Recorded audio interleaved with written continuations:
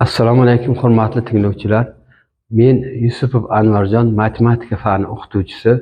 Bugun biz sizlar bilan kombinatorikaning takrorlanadigan va takrorlanmaydigan guruhlash haqida fikr yuritamiz va bularni iloji boricha ochib beramiz.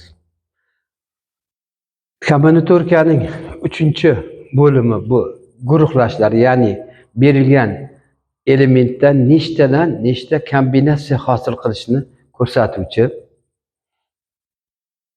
formulalar bor. Guruhlashda kombinatsiya so'zdan olingan bo'lib, n elementdan mtadan barobar. Suratda n faktorial, mahrajda esa m faktorial ko'paytirilgan n minus m faktorial.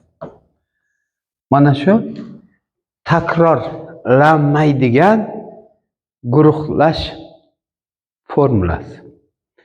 Endi mana shu formula yordamida misollar ko'ramiz. Mana biz ko'pgina lotereya o'yinlari bor, sport lotto o'yinlari bor. Shunda 36 dan 6 degan sport lotto o'yinlari bo'lardi. Shuni o'rniga qo'yamiz, qarang.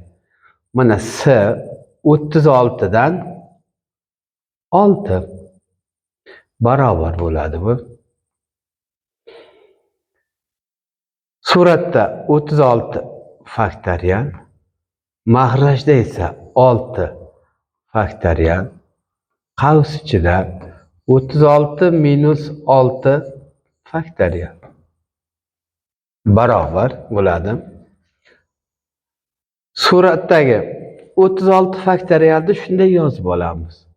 30 faktorial ko'paytirilgan 31, 32, 33, 34, 35, 36. Mahrajda bo'ladi 1, 2, 3, 4, 5, 6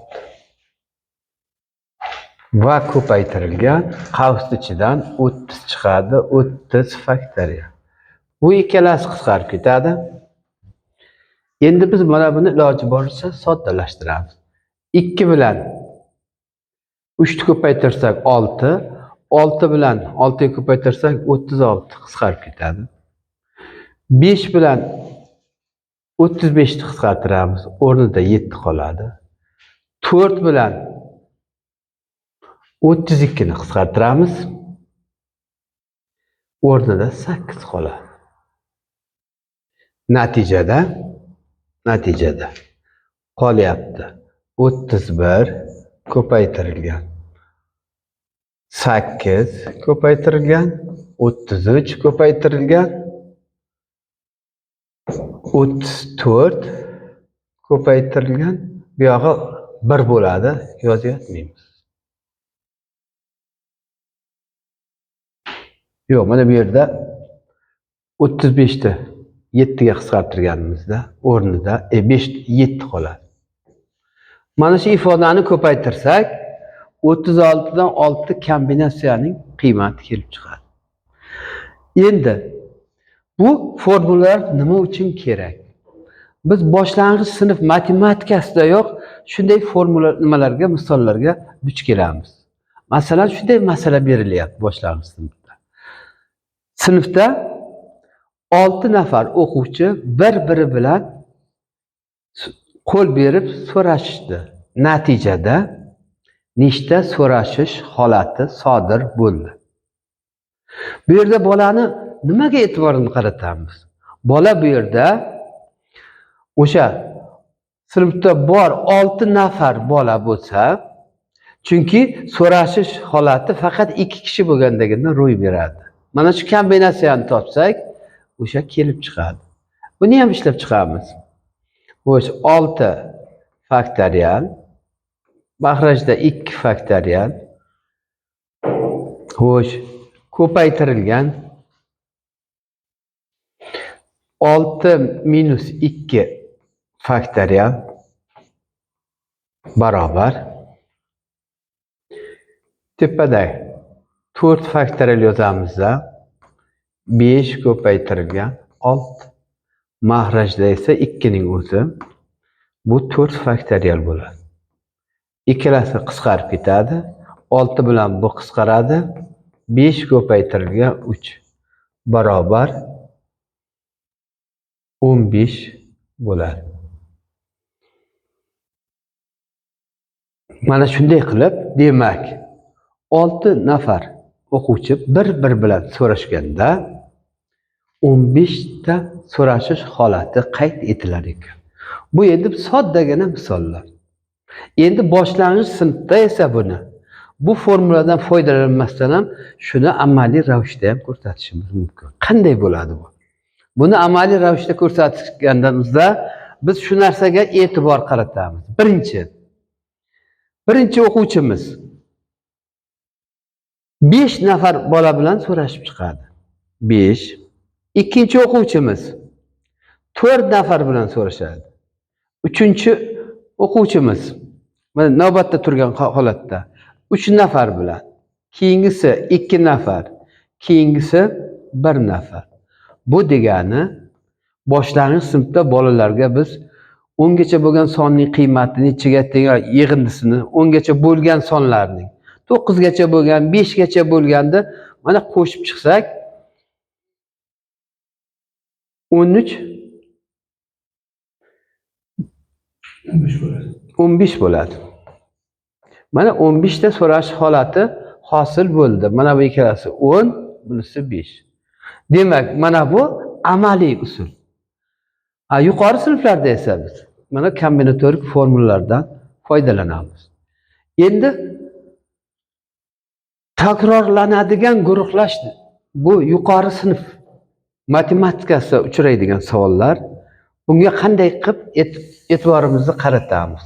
Buni formulasiga oldin e'tibor qaratamiz. Bunda bitta narsa bo'ladi. Takrorlanmaydiganda n doimo katta bo'ladi m'dan. Takrorlanmaydiganda esa bu shart n m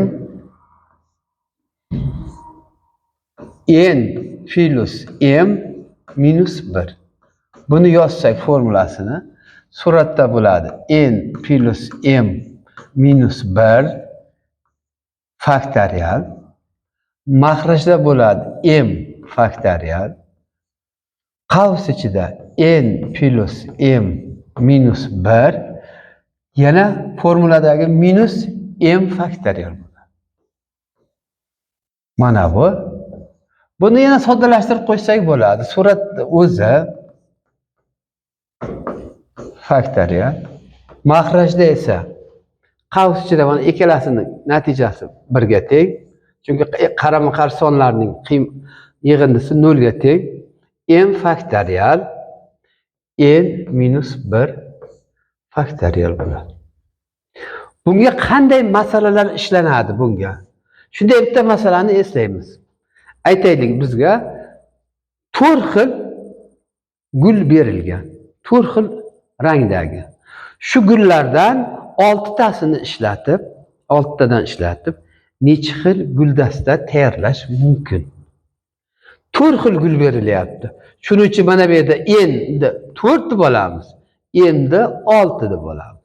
Plus 6 minus 1 barobar, buni soddalashtirib olsak ham bo'laveradi. Barobar qo'shsak 10, ayirsak necha qoladi? 9 qolyapti. Barobar, buni endi ishlash oson. Xohlang takrorlanadiganiga qo'ying, xohlang bunisiga.